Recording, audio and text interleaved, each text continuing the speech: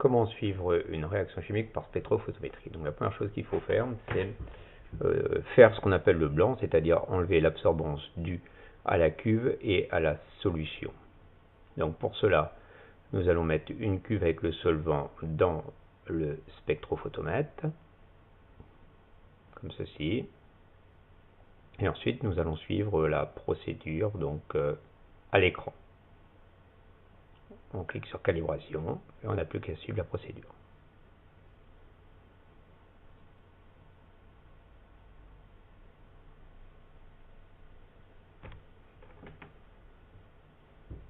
Voilà, on occulte.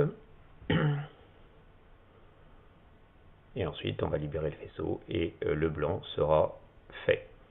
C'est-à-dire que maintenant, si je mets une cuve avec le solvant, l'absorbance sera nulle. L'objectif de TP est de déterminer donc l'avancement de la réaction en fonction du temps.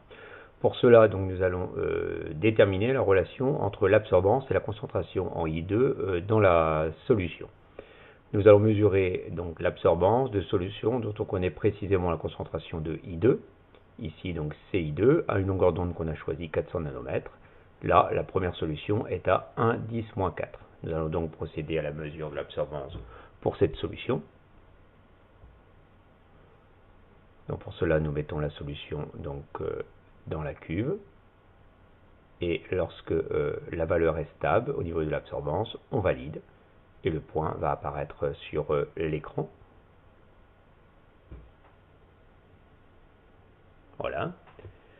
Ensuite, on refait ça pour deux autres solutions étalons, dont on connaît précisément la concentration. Et on va voir apparaître les points sur l'écran.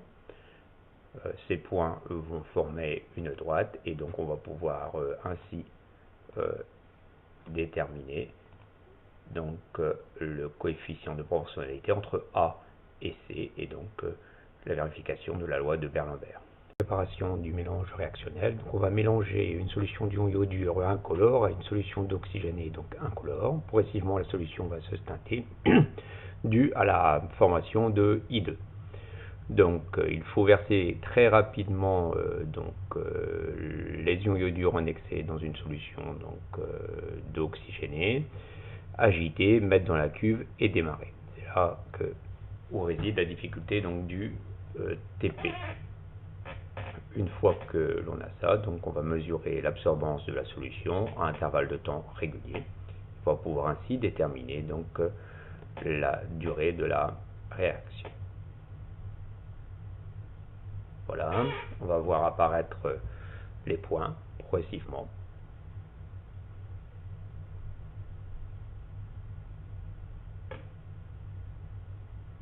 Voilà.